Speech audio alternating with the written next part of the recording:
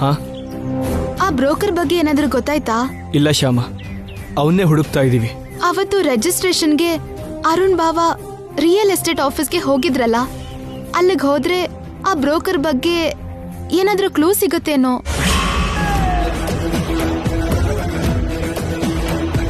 Good idea, ಬನ್ನಿ ಹೋಗೋಣ. ಅಣ್ಣ, ನೀನು ಮನೇಲೇ ಇರು. ಅಮ್ಮಂಗೆ ಹುಷಾರಿಲ್ಲ ಅಲ್ವಾ? ಸಡನ್ನಾಗಿ BP ಜಾಸ್ತಿ ಆದರೆ ಹಾಸ್ಪಿಟ್ಲಿಗೆ ಕರ್ಕೊಂಡು ಹೋಗ್ಬೇಕಂದ್ರೆ ನೀನು ಮನೇಲಿರೋದೇ ಒಳ್ಳೇದು. ನಾವು ಹೋಗಿ ಬರ್ತೀವಿ. ಸರಿ ಅಖಿಲ್, ಹೋಗಿ ಬನ್ನಿ. ಬಾ ಅಣ್ಣ.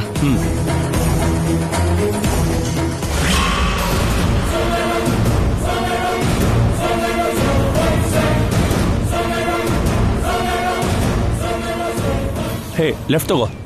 ಓಕೆ. ಈಗ ರೈಟ್ ಹೋಗು. ಓಕೆ ಅಣ್ಣ.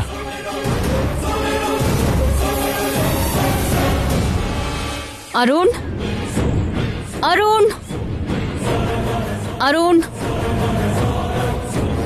ಅರುಣ್ ಮನೇಲಿ ಎಲ್ಲೂ ಇಲ್ವಲ್ಲ? ಎಲ್ಲಗ ಹೋಗಿರ್ತಾನೀಗ?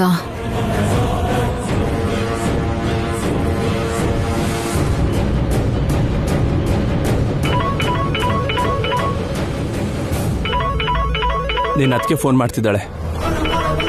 ಮಾತಾಡೋಣ. ಪಾಪ ಅತ್ಗೆ ಕೂಡ ಟೆನ್ಷನಲ್ಲಿದ್ದಾರೆ ಅನ್ಸುತ್ತೆ. ಮಾತಾಡು. ಹಲೋ, ಎಲ್ಲಿದ್ಯಾ? ನಮಗೆ ಚೀಟ್ ಮಾಡೋದಲ್ಲ, ಆ ರಿಯಲ್ ಎಸ್ಟೇಟ್ ಆಫೀಸ್ಗೆ ಹೋಗ್ತಾ ಇದ್ದೀವಿ.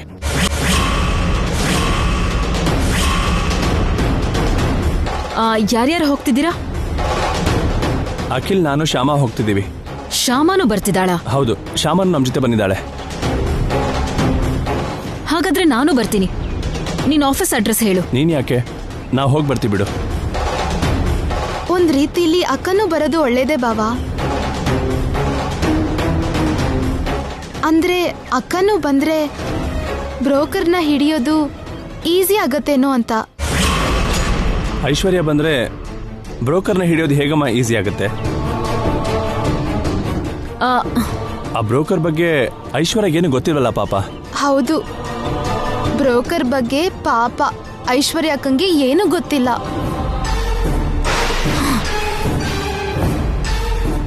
ಆದ್ರೂ ಅಕ್ಕ ನಮ್ ಜೊತೆ ಇದ್ರೆ ಏನಾದ್ರೂ ಐಡಿಯಾ ಕೊಡ್ತಾರಲ್ಲ ಅಂತ.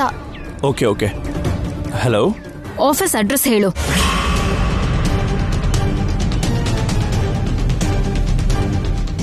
ಅವರು ಬ್ರೋಕರ್ನ ಮೀಟ್ ಮಾಡಿದ್ದನ್ನ ನಾನೆಲ್ಲಿ ಇವ್ರಿಗೆ ಹೇಳ್ತೀನೋ ಅಂತ ಐಶ್ವರ್ಯ ಅಕ್ಕ ಬರ್ತೀನಿ ಅಂದಿದ್ದು. ಓಕೆ, ನಾನು ಈಗಲೇ ಹೊರಡ್ತೀನಿ.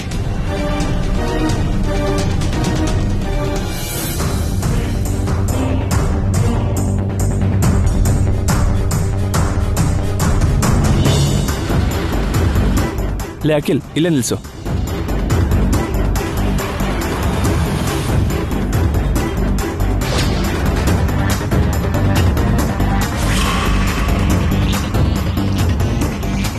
ಅವತ್ತಿಲ್ಲಿ ಬೋರ್ಡ್ ಇತ್ತು ಕಣೋ.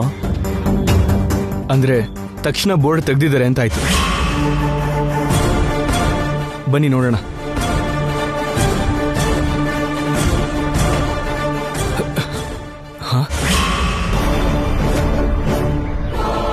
ಏನಿದು? ಈ ಜಾಗ ಫುಲ್ ಖಾಲಿ ಇದೆ. ಸರ್ ಸರ್, ಯಾರು ಬೇಕು ಸರ್? ಇಲ್ಲಿ ರಿಯಲ್ ಎಸ್ಟೇಟ್ ಆಫೀಸ್ ಇತ್ತಲ್ವಾ? ರಿಯಲ್ ಎಸ್ಟೇಟ್ ಆಫೀಸಾ? ಇತ್ತು ಸರ್, 2 ದಿನ ಮಾತ್ರ ಇತ್ತು. 2 ದಿನ ಇತ್ತು ಅಂತಂದ್ರೆ? ಏನೋ ಸರ್, ಆ ಕಂಪ್ನಿಯವ್ರು ಈ ಆಫೀಸ್ನ 2 ತಿಂಗಳಿಗೆ ರೆಂಟಿ ತಗೊಂಡಿದ್ದು. ಬೇಗ ಅವ್ರ ಕೆಲಸ ಮುಗೀತು ಅನ್ಸುತ್ತೆ, ಹೊರಟ್ಬಿಟ್ರು ಸರ್. ಅವ್ರ ಬಗ್ಗೆ ಡೀಟೇಲ್ಸ್ ಏನಾದರೂ ನಿಮಗೆ ಗೊತ್ತಿದೆಯಾ? ಗೊತ್ತಿಲ್ಲ ಸರ್.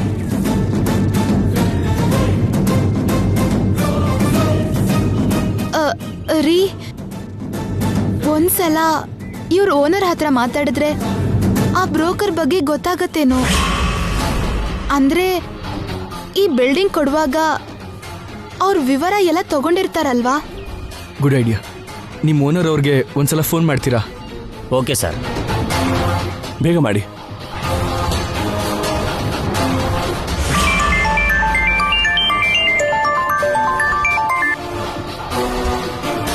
ಏನ ಸರ್, ರಿಯಲ್ ಎಸ್ಟೇಟ್ ಕಂಪ್ನಿಯವ್ರು ನೋಡ್ಕೊಂಡು 3 ಜನ ಬಂದಿದ್ದಾರೆ. ನಿಮ್ಮ ಹತ್ರ ಮಾತಾಡ್ಬೇಕಂತೆ. ಸರಿ, ಕೊಡು. ನಮಸ್ತೆ ಸರ್, ನನ್ನ ಹೆಸರು ಅಖಿಲ್. ಹಾ ಹೇಳಿ. ಅದೇ ಸರ್, ನಿಮ್ಮ ಬಿಲ್ಡಿಂಗನ್ನ ರಿಯಲ್ ಎಸ್ಟೇಟ್ ಕಂಪನಿಯವ್ರಿಗೆ ಬಾಡಿಗೆ ಕೊಟ್ಟಿದ್ದೀರಲ್ಲ, ಅವ್ರ ಡೀಟೇಲ್ಸ್ ಏನಾದರೂ ನಿಮಗೆ ಗೊತ್ತಿತ್ತಾ ಅಂತ. ಅವರು ದೊಡ್ಡ ಚೀಟರ್ಸ್ ಸರ್.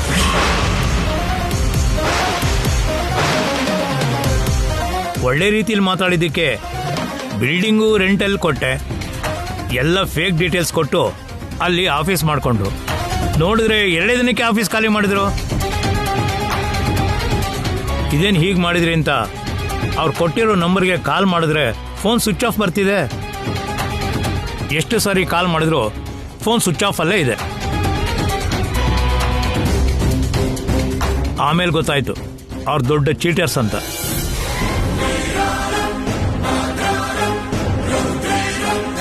ಹೌದಾ? Okay sir, thank you. ಹಾಂ ಓಕೆ ತಗೊಳ್ಳಿ. ಹಾಂ,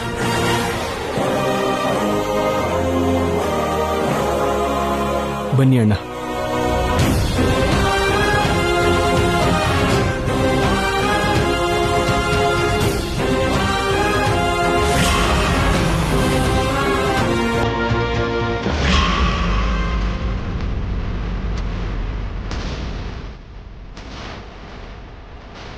ಗೊತ್ತಾಯ್ತಾ? ಆ ಬ್ರೋಕರ್ ಬಗ್ಗೆ ಏನಾದ್ರೂ ವಿಷಯ ಗೊತ್ತಾಯ್ತಾ? ಇಲ್ಲ ಐಶ್ವರ್ಯ, ಅವನು ನಮ್ಮನ್ನು ಚೀಟ್ ಮಾಡಿದ ಹಾಗೆ ಈ ಬಿಲ್ಡಿಂಗ್ ಓನರ್ನ ಕೂಡ ಚೀಟ್ ಮಾಡಿ ಇಲ್ಲಿ ಆಫೀಸ್ ಮಾಡಿದ್ನಂತೆ.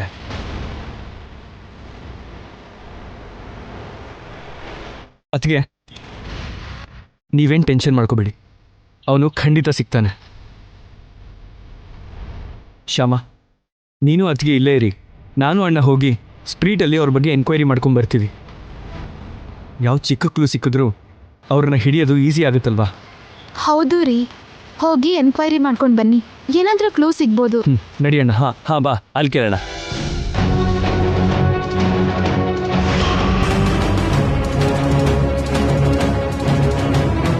ಏನ್ ಹಾಗೆ ನೋಡ್ತಿದ್ಯಾ? ಬನ್ನಿ ಹೇಳ್ತೀನಿ. ಅಕ್ಕ, ಈಗಾದ್ರೂ ನಿಜ ಹೇಳಿ, ಏನಾಗಿದ್ಯೋ ನನಗೆ ಹೇಳಿದ್ರೆ ಆ ವಿಷಯ ನಮ್ಮಿಬ್ರ ಮಧ್ಯೆನೇ ಇರುತ್ತೆ. ಆ ಸಮಸ್ಯೆನ ನಾವಿಬ್ರ ಬಗೆಹರಿಸೋಣ. ಇಲ್ದೇ ಇದ್ರೆ ನೀವ ಬ್ರೋಕರ್ ಹತ್ರ ಮಾತಾಡಿದ ವಿಷಯನ ಅಖಿಲ್ ಅವ್ರಿಗೆ, ಅರುಣ್ ಬಾವಂಗೂ ಹೇಳ್ತೀನಿ. ನೀವು ಮನೆಯಿಂದ ಬುರ್ಕಾ ತಗೊಂಡು ಹೊರಟಿದ್ದು, ದಾರಿಲಿ ಆ ಬುರ್ಕಾ ಹಾಕೊಳ್ಳೋದು, ಆ ಬುರ್ಕಾ ಹಾಕೊಂಡು ಬ್ರೋಕರ್ನ ಮೀಟ್ ಮಾಡಿದ್ದು, ಅದೆಲ್ಲದಕ್ಕೂ ಸಂಬಂಧಪಟ್ಟಿರೋ ನನ್ನ ಹತ್ರ ಸಾಕ್ಷಿ ಇದೆ. ಮೊದಲೇ ಜಾಗದ ವಿಷಯದಲ್ಲಿ ಹೀಗಾಗಿದ್ದಕ್ಕೆ ಅತ್ತೇನು ತುಂಬಾ ಅಪ್ಸೆಟ್ ಆಗಿದ್ದಾರೆ. ಹೆಲ್ತ್ ಕೂಡ ತುಂಬಾ ಹಾಳಾಗಿದೆ. ಈಗ ಹೀಗಾಗೋಕೆ ಕಾರಣ ನೀವೇ ಅಂತ ಗೊತ್ತಾದ್ರೆ ಅತ್ತೆಗೆ ತಡ್ಕೊಳಕ್ಕಾಗಲ್ಲ. ದಯವಿಟ್ಟು ನಿಜ ಹೇಳಿ.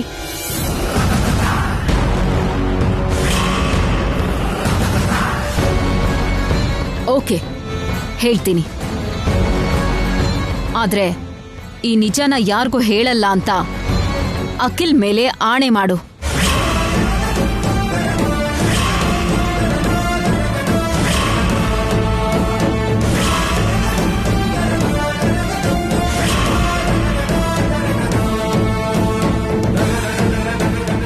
ಸರಿ ಅಕ್ಕ, ಈ ವಿಷಯನ ಯಾರಿಗೂ ಹೇಳಲ್ಲ ಅಂತ ಅಖಿಲ್ ಅವ್ರ ಮೇಲೆ ಆಣೆ ಮಾಡ್ತಿದ್ದೀನಿ.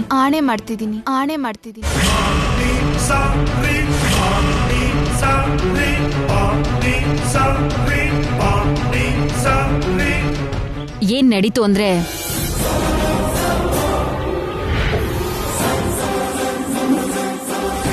ಈ ಲ್ಯಾಂಡ್ ವಿಷಯದಲ್ಲಿ ಅವರು ಪೂರ್ತಿಯಾಗಿ ಮೋಸ ಹೋಗ್ಬೇಕು.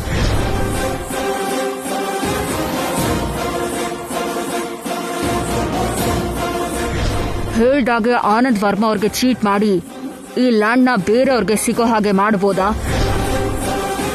ಇಷ್ಟು ನಡೆದಿದ್ದು.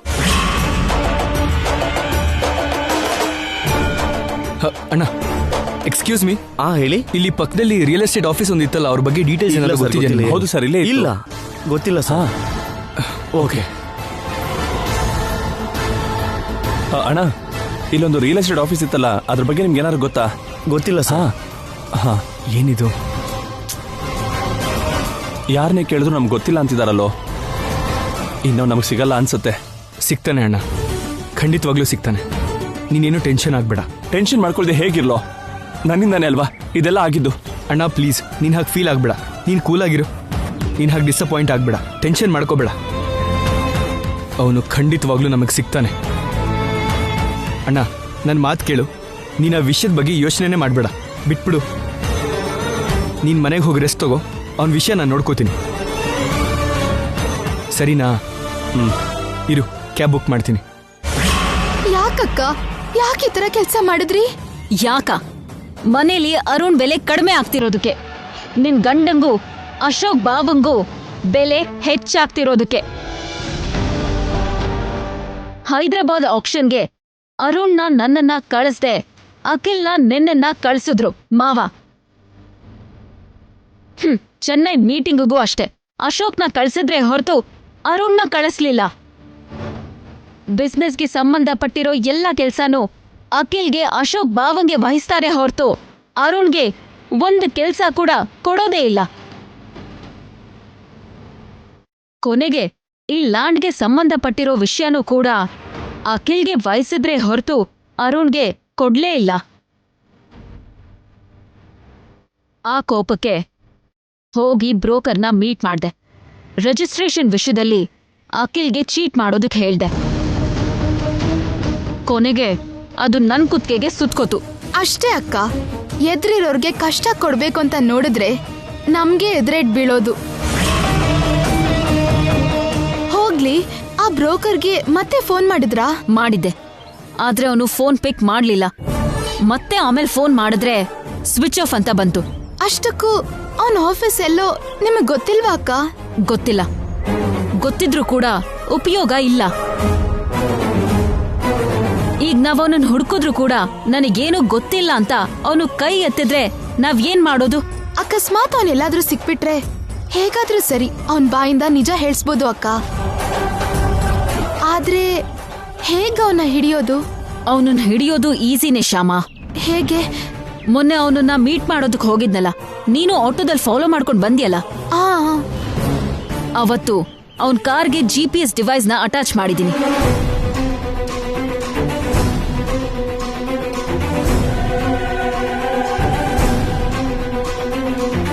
ಅವನ ಅಡ್ರೆಸ್ ನನಗೆ ಗೊತ್ತಿರ್ಲಿಲ್ವಲ್ಲ, ಯಾವುದಕ್ಕೂ ಇರ್ಲಿ ಅಂತ ಹಾಗೆ GPS ನ ಫಿಟ್ ಮಾಡ್ದೆ.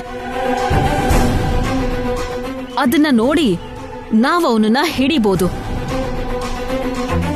ಆದ್ರೆ ಅವನನ್ನ ಹಿಡಿಯೋದ್ರಿಂದ ಉಪಯೋಗ ಆಗತ್ತೆ ಅಂತ ಅಂತೀಯಾ? ಆಗತ್ತೆ ಅಕ್ಕ, ಖಂಡಿತ ಆಗತ್ತೆ.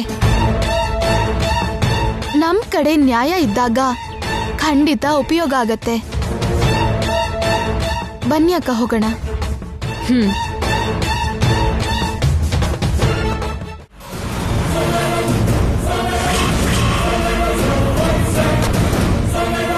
ಶ್ಯಾಮ, ಅಲ್ಲಿ ನೋಡು, ಅದೇ ಅವನ್ ಕಾರು.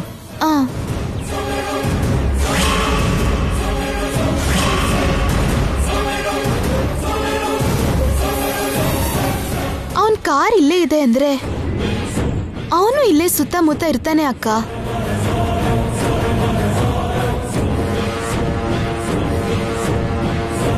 ಅಕ್ಕ, ಅಲ್ಲೇ ಪಕ್ಕದಲ್ಲಿ ನಿಂತ್ಕೊಂಡು ನೋಡೋಣ, ಬನ್ನಿ.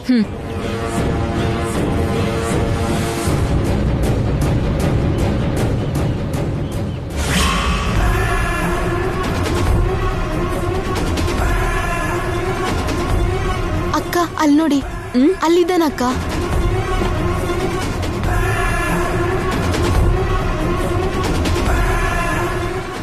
ನಿಲ್ಸು. ಏನಮ್ಮ, ಏನಿದು? ಯಾಕೆ ಕಾರ್ಗೆ ಅಡ್ಡ ಬದ್ದಿದ್ದೀರಾ? ಜಾಗ ಬಿಡಿ. ಏನ್ ಜಾಗ ಬಿಡೋದು? ಮರ್ಯಾದೆಯಿಂದ ನೀನ್ ಮಾಡಿರೋ ತಪ್ಪನ್ನ ಒಪ್ಕೊಂಡು ಆ ಜಾಗನ ಮತ್ತೆ ನನ್ ಭಾವನ ಹೆಸರಿಗೆ ರಿಜಿಸ್ಟ್ರೇಷನ್ ಮಾಡಿಸು. ನಾನ್ ತಪ್ಪು ಯಾಕೆ ಮಾಡ್ಲಿ? ನಿಮ್ ಭಾವನೆ ಆ ಜಾಗನ ಬೇರೆಯವ್ರಿಗೆ ಮಾರಿದ್ದು. ಸುಳ್ಳು.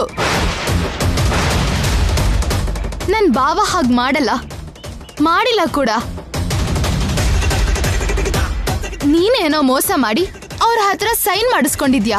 ನೋಡಿ, ಮೋಸ ಮಾಡಿ ಸೈನ್ ಮಾಡಿದ್ರು, ಮೋಸ ಮಾಡದೆ ಸೈನ್ ಮಾಡಿದ್ರು, ಒಂದ್ಸಲ ಸೈನ್ ಮಾಡಿದ್ಮೇಲೆ ಆ ಆಸ್ತಿ ಕೈ ಜಾರದ ಹಾಗೆ, ಗೊತ್ತಾ?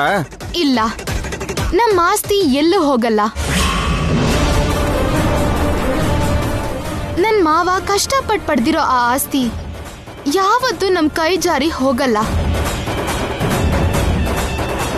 ತಪ್ಪು ಮಾಡಿದಕ್ಕೆ ನೀನೇ ಜೈಲಿಗೆ ಹೋಗ್ತೀಯ. ಎಷ್ಟು ಧೈರ್ಯವಾಗಿ ಶ್ಯಾಮ ಮಾತಾಡ್ತಿದ್ದಾಳೆ. ಹೀಗೆ ನಾನ್ ಯಾಕೆ ಮಾತಾಡಕ್ಕಾಗ್ತಿಲ್ಲ? ತಪ್ಪು ಮಾಡದೇ ಇದ್ರೆ ಹೀಗೆ ಧೈರ್ಯ ಬರುತ್ತೇನೋ. ಮರ್ಯಾದೆಗ್ ಬಂದು ನೀನ್ ತಪ್ಪೊಪ್ಕೋ, ಇಲ್ದೇ ಇದ್ರೆ ಎಲ್ದಿದ್ರೆ ಏನ್ ಮಾಡ್ತೀಯ? ಏನ್ ಮಾಡ್ತೀನಾ?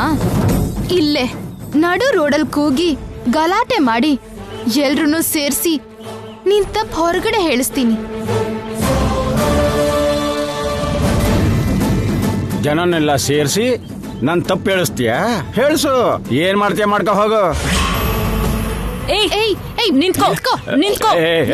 ಏನಮ್ಮ ಇದು? ಬಿಡಮ್ಮ ನನ್ನ, ಪ್ಲೀಸ್ ಬಿಡಿ ನನ್ನ.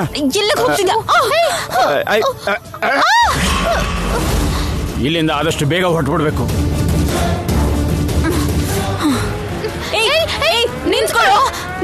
ನಿಲ್ಸು ಅಕ್ಕ, ಆ ಕಾರ್ನ ಫಾಲೋ ಮಾಡ್ಬೇಕು ಬೇಗ.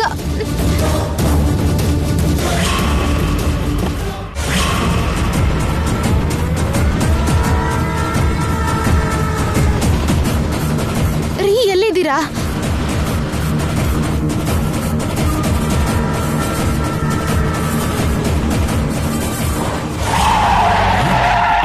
ಇದೇನು? ಏಯ್ ನಿಂತ್ಕೊಳ್ಳೋ. ಸರ್ ಎಲ್ಲಿಗೆ ಓಡ್ ಹೋಗ್ತಿದ್ಯಾ? ಸರ್ ಬಿಡಿ ಸರ್. ಹೇಳು, ಯಾಕೆ ಹಿಂಗ್ ಮಾಡ್ದೆ ಹೇಳು. ಹೇಳ್ತೀನಿ ಸರ್ ಪ್ಲೀಸ್ ಸರ್, ಹೇಳ್ತೀನಿ. ಯಾರು ನಿನ್ ಕೈನಲ್ಲಿ ಹೀಗ್ ಮಾಡಿಸಿದ್ದು? ಹೇಳು. ಹೇಳ್ತೀಯಾ ಇಲ್ಲ? ಹೇಳ್ತೀನಿ ಸರ್, ಪ್ಲೀಸ್ ಸರ್, ಹೊಡಿಬಿಡಿ ಸರ್, ಪ್ಲೀಸ್ ಸರ್. ಹೇಳು. ಮೊದ್ಲೊಂದಿನ ಬುರ್ಕ ಹಾಕೊಂಡು ಒಬ್ಳು ಲೇಡಿ ಬಂದ್ಲು ಸರ್.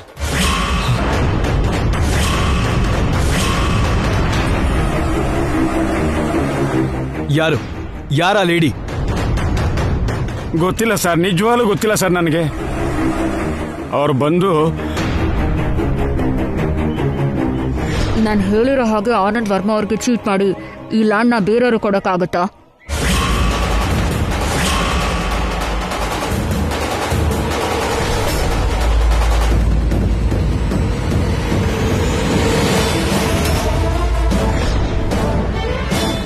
ಇವತ್ತೇ ಆ ಜಾಗನ ನಮ್ ಪ್ರಸಾದ್ ರಾವ್ ಹೆಸರಲ್ಲಿ ರಿಜಿಸ್ಟ್ರೇಷನ್ ಮಾಡಿಸ್ಬಿಡಿ.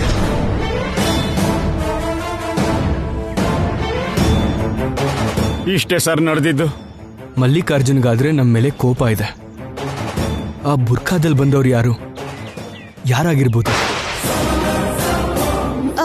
ಅವ್ರ ವಿಷಯ ಈಗ ಯಾಕೆ ಬಿಡಿ, ವಿಷಯ ಗೊತ್ತಾಯ್ತಲ್ಲ, ಮುಂದೆ ಏನ್ ಮಾಡ್ಬೇಕು ಅಂತ ಯೋಚನೆ ಮಾಡಿ. ಏಯ್ ಸರ್, ಈ ಮೋಸ ಮಾಡಿದ್ದು ಮಲ್ಲಿಕಾರ್ಜುನೇ ಆದ್ರೂ ಇದರಲ್ಲಿ ನಿನ್ನ ಪಾತ್ರ ಕೂಡ ಇದೆ. ಆದ್ರಿಂದ ನೀನು ಕೂಡ ಜೈಲಿಗೆ ಹೋಗೇ ಹೋಗ್ತೀಯ. ಸರ್ ಪ್ಲೀಸ್ ಸರ್, ನನ್ನ ಮಕ್ಕಳಿದ್ದಾರೆ ಸರ್, ನನ್ನ ಬಿಟ್ಬಿಡಿ ಪ್ಲೀಸ್ ಸರ್. ಹೆಂಡತಿ ಮಕ್ಕಳಿದ್ದಾರೆ ಸರ್. ಓಕೆ, ಬಿಟ್ಬಿಡ್ತೀನಿ. ಆದ್ರೆ ನಾನ್ ಹೇಳ್ದ ಹಾಗೆ ನೀನ್ ಮಾಡ್ಬೇಕು. ಹೇಳಿ ಸರ್, ಏನ್ ಮಾಡ್ಬೇಕು? ಈಗ ನೀನ್ ಹೇಳಿದ್ದೆಲ್ಲ ಮತ್ತೆ ಹೇಳ್ಬೇಕು. ನಾನು ಫೋನಲ್ಲಿ ರೆಕಾರ್ಡ್ ಮಾಡ್ತೀನಿ. ಓಕೆ ಸರಿ ಸರ್, ಹೇಳ್ತೀನಿ ಸರ್. ಹೇಳು.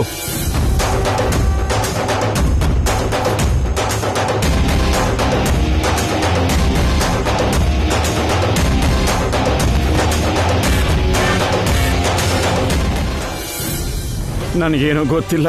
ಒಬ್ಬ ಲೇಡಿ ಬಂದು ನನಗೆ ಸ್ವಲ್ಪ ದುಡ್ಡು ಕೊಟ್ಟು ಹೀಗೆ ಮಾಡಕ್ ಹೇಳಿದ್ಲು. ಇದಕ್ಕಿಂತ ಹೆಚ್ಚೇನು ಗೊತ್ತಿಲ್ಲ. ನನ್ನ ಕ್ಷಮಿಸಿ ಸರ್. ಇದೇ ಸರ್ ನಡೆದಿದ್ದು. ಇದರಲ್ಲಿ ನನ್ನ ತಪ್ಪೇನಿಲ್ಲ ಸರ್. ಇದೆಲ್ಲ ಮಲ್ಲಿಕಾರ್ಜುನ್ ಪ್ಲಾನ್ ಸರ್.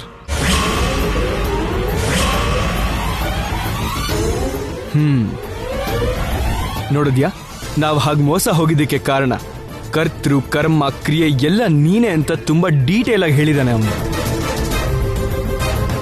ಆ ಪ್ರಸಾದ್ ರಾವ್ ನಿನ್ ಬೇನಾಮಿ ಅಂತ ಕೂಡ ಹೇಳಿದಾನೆ. ನಿನ್ ಇನ್ಫ್ಲೂಯೆನ್ಸ್ನ ಉಪಯೋಗಿಸಿ ರಿಜಿಸ್ಟ್ರಾರ್ನ ಅಲ್ಲಿಗೆ ಕರೆಸಿದ್ದೆ ಅನ್ನೋ ವಿಷಯ ಕೂಡ ತುಂಬಾ ಕ್ಲಿಯರ್ ಆಗಿ ಹೇಳಿದಾನೆ. ಈ ವಿಡಿಯೋ ಸಾಕು ನಿನ್ನ ಮೇಲೆ ಕೇಸ್ ಬುಕ್ ಮಾಡಿ ನಿನ್ನ ಜೈಲಿಗೆ ಹಾಕ್ಸೋದಕ್ಕೆ. ಆದ್ರೆ ನಮಗ್ ಬೇಕಾಗಿದ್ದು ಅದಲ್ಲ.